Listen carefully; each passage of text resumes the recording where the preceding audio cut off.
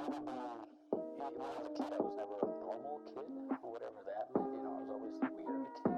Okay. And so that probably stuck with me for some, whatever that means.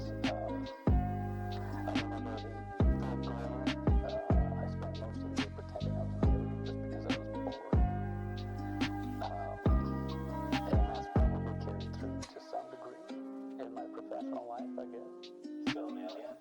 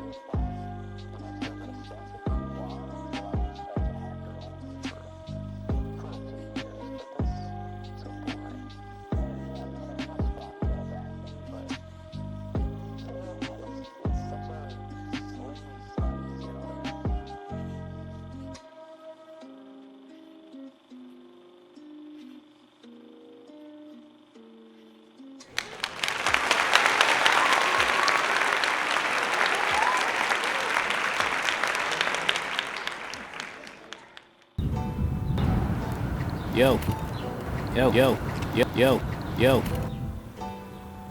You good? It's funny, like as you explore whatever craft that you're into, you naturally just want to explore other ones. I think you connect to creativity and then it just starts throwing stuff at you, you know?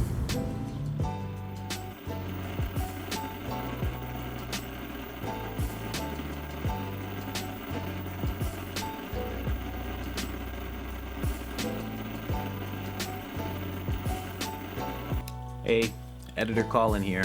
I'm the editor because there's a computer screen right there. So I was just listening to what you guys are listening to. I was actually editing it. Editor. And I think I figured it out. What Interview Colin's trying to say. It's faith. It's faith. The reason that creativity will throw thing after thing at you when you start giving yourself to your craft, whatever that may be, is because it begins to have faith in you. It's so weird. As you begin to have faith in your journey, in your craft, in your process, as you begin to have faith in that, you begin to have faith in yourself. And then once you have faith in yourself, it's like creativity or ideas or whatever it is, then begins to have faith in you. And that's where the whole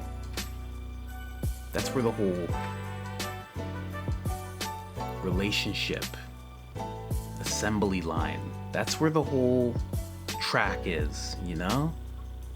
It goes from creativity, like once you have that faith, creativity just starts working through you because it knows that there's no doubts and there's nothing to hinder or block the ideas, because it knows that you have faith in your ability, you've given yourself completely to that, you have faith in your craft, your process, everything.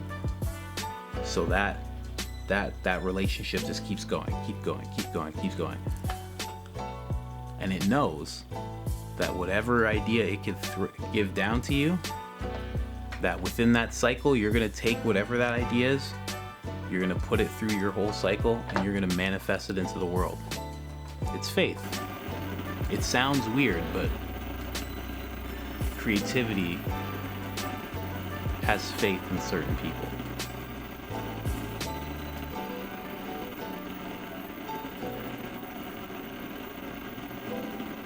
Hey, you good? Like I said, it comes in waves. You look like you're going back under. Well, I guess before you go, the question is, what is creativity to you? What is creativity? What is creativity to you? The question is, what is creativity to you?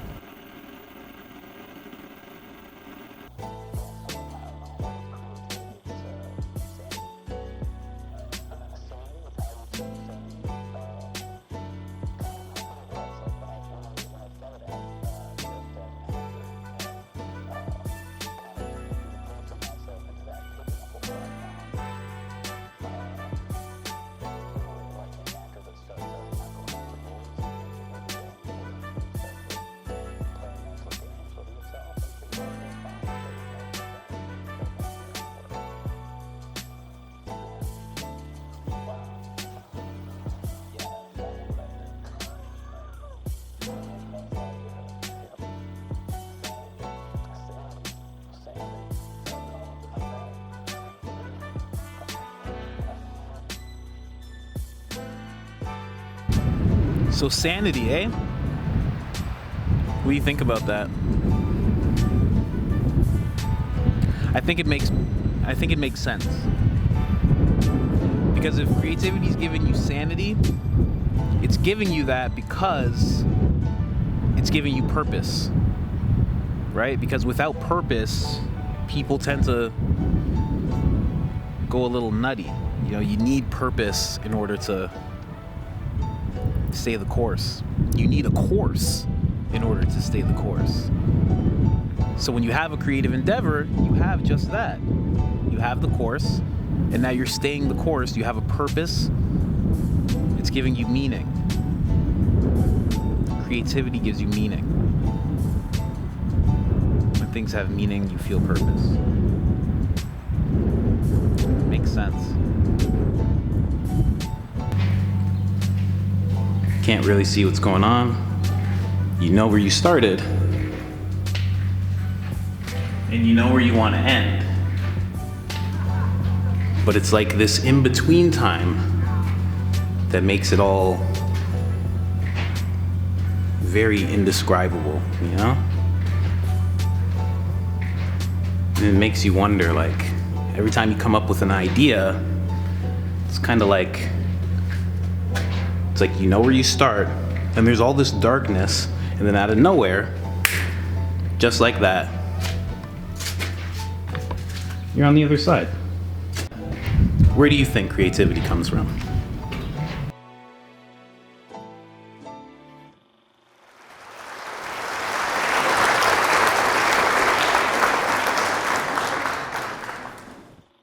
When did it start for you? So you said third grade you were doing that, so that's what, 8 years old? Something like that, yeah. So, do you think of anything before that? Like creative? Stories, I was always making things up, doing skits, doing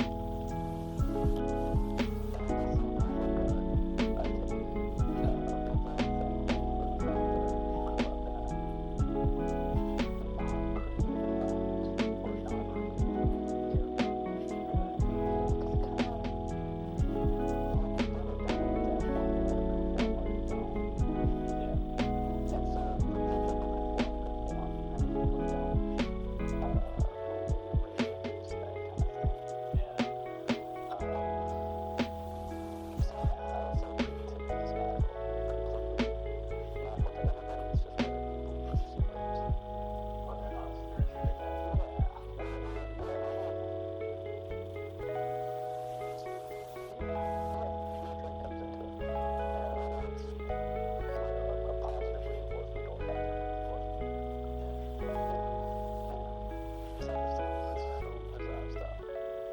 Yeah, it's interesting because even if it's even if it's a negative, like stifling creativity, sometimes it just makes it explode. It forces a reaction, right? Because either it forces somebody into either something they agree with or disagree with, right? A decision about it.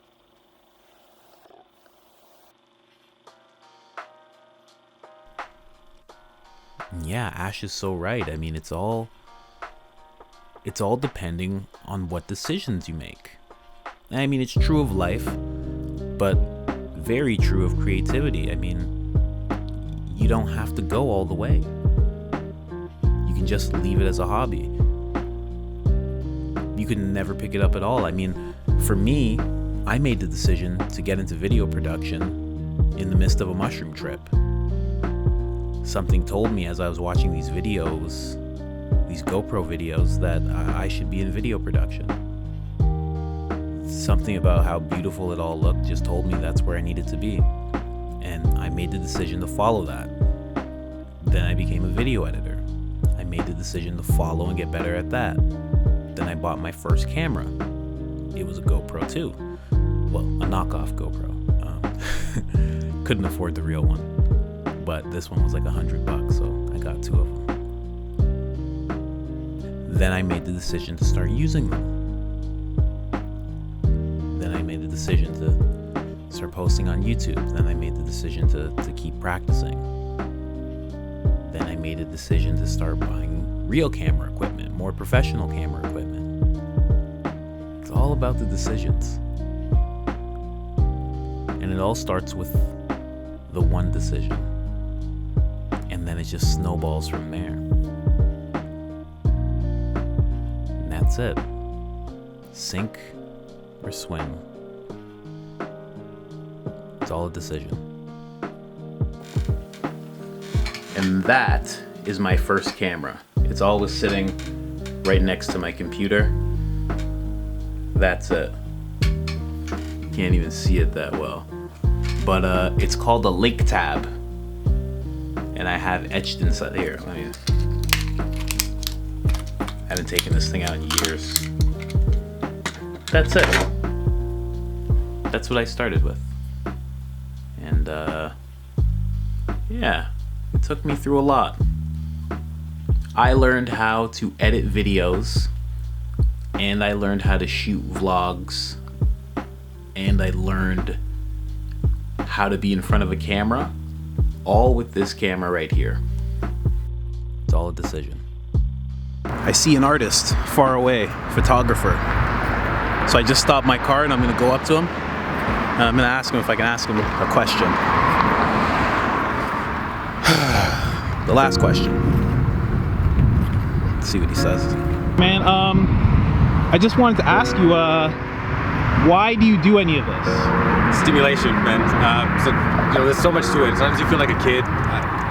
What it reminds me of is recess, or like going out to in summers when you're a kid and you have that freedom of just being outside and sort of losing track of time. Partly too is I like telling stories. I've always had an interest in media, and it's just a way to sort of like merge a bunch of hobbies into one. True. Yeah. True. So you kind of like need to do it? Yeah. There's sometimes where I get the itch. Sometimes, the camera will sit down for about a week, and then you'll feel a little twitchy. Like I did a little bit of editing today.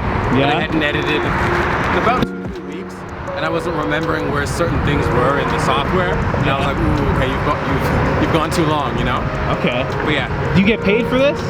I've gotten a couple things where I made money, but I don't do it to get paid. So like right now you're not getting paid for this? No. Not So you're just out here just because? Yeah. Yeah, it's fun, man. Like it's, the way I look at it is so many people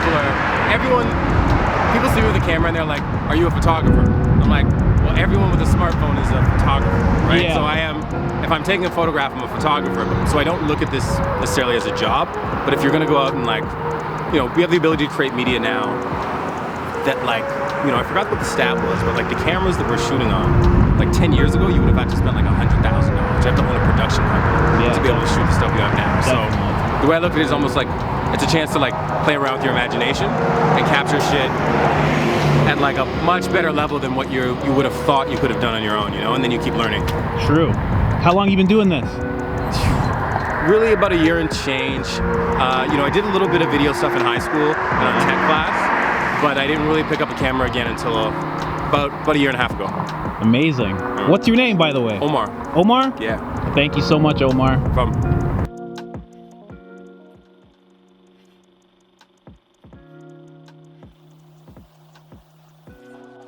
I'll have an answer for you.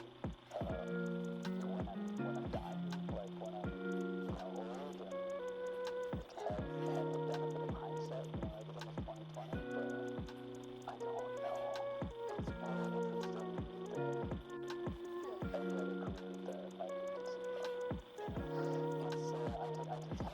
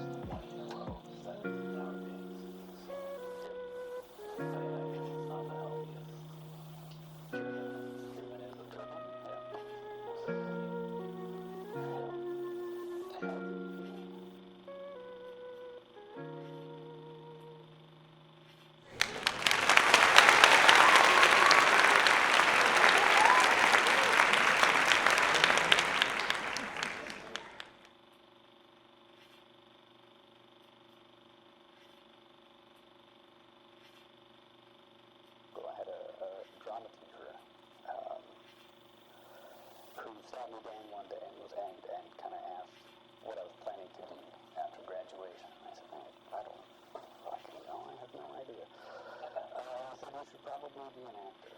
Like, what else are you going to do realistically? And it just kind of stuck. Really? Yeah.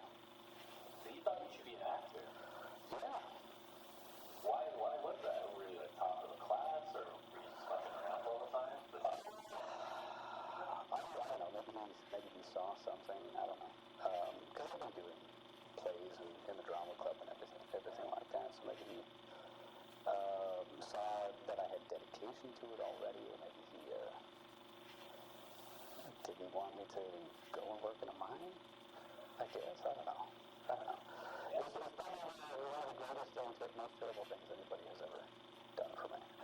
Because it's a curse. Like a creative career is a curse a little bit. Yeah. You gotta understand that to some degree. Yeah, it's Not the creative drive is a bit of a curse because it's obsessive.